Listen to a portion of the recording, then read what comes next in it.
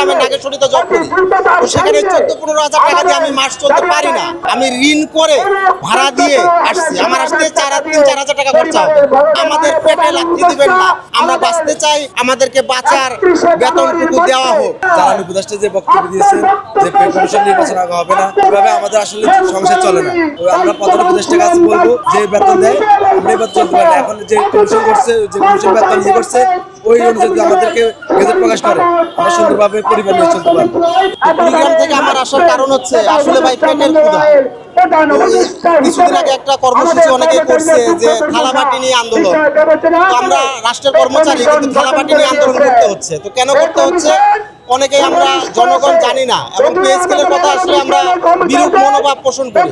আমরা জানি না কি, আমরা মনে করি আমাদের বেতন লক্ষ লক্ষ টাকা, মানে অ্যাটলিস্ট কমপক্ষে 50,000 টাকা, কিন্তু বাস্তবতা এটা না। আমাদের বেতন 8,250 টাকা স্কেল, এবং সর্বসাকুল্যে বেতন 14 থেকে 15,000 টাকা।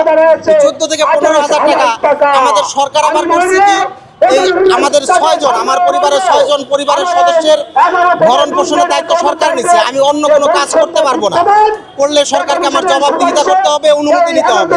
তো আমি বলতে চাই, এই 14 থেকে 15,000 টাকা বেতনে চাকরি করে একটা উপজেলা পর্যায়ে, আমি কুড়িগ্রামের নাগেশ্বরীতে জব করি। তো সেখানে 14-15 হাজার টাকা দিয়ে আমি মাস চলতে পারি না। আমার মতো অজস্র শত শত লক্ষ লক্ষ কর্মচারী তারাও পারে না। এই কারণে আমার আশা, এবং খুবই কষ্ট নিয়ে আসছি।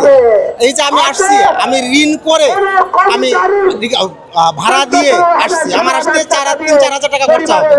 তো আমার মূলত আসার কারণ এটা। তো আমি জনগণকে বলতে চাই, আপনারা একটা ভুল ধারণার উপর আছেন, আমরা লক্ষ লক্ষ টাকা বেতন পাই না।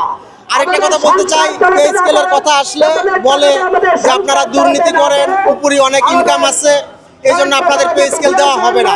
আমি মানবিকতার স্বার্থে একটা প্রশ্ন আপনাদের রাখতে চাই।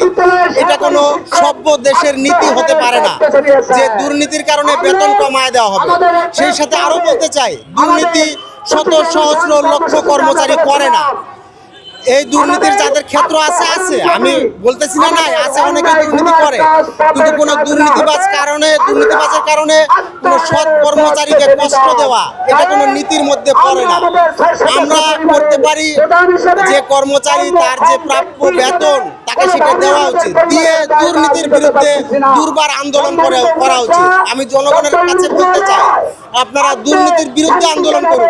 বরাদ্দ মারে আমাদের বিভিন্ন দপ্তর, বিভিন্ন অফিসার কর্মকর্তা, এই বরাদ্দ মারার বিরুদ্ধে প্রতিবাদ করুন, সেগুলো বন্ধ করুন, কিন্তু আমাদের পেটে লাথি দিবেন না। আমরা বাঁচতে চাই, আমাদেরকে বাঁচার বেতনটুকু দেওয়া হোক। আমি নোয়াখালী থেকে আসছি। আমি নোয়াখালী একটা মাধ্যমিক স্কুল চাকরি করি। তো ওখান থেকে আসলে এখানে আসছি কর্মসূচিতে অংশগ্রহণ করা। তো আমরা এত কষ্ট করে এত দূর থেকে আসা, মানে যে আমরা কত কষ্টে আছি সরকারকে বুঝতে হবে। প্রধান উপদেষ্টাকে মানে রিকোয়েস্ট করবো যে নির্বাচন আগে আমাদের পে স্কেলটা গেজেট আকারে পরিবেশন করার জন্য।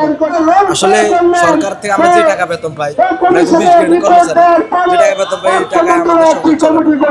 এখন সরকার একটা পে কমিশন গঠন করছে, পে কমিশন গঠন করার পরে প্রতিবেদন জমা দেওয়া হয়েছে, কিন্তু এখন যে জ্বালানি উপদেষ্টা যে বক্তব্য দিয়েছেন যে পে কমিশন নির্বাচন আগে হবে না, সরকার ছাড়া হবে না, এভাবে আমাদের আসলে সংসার চলে না।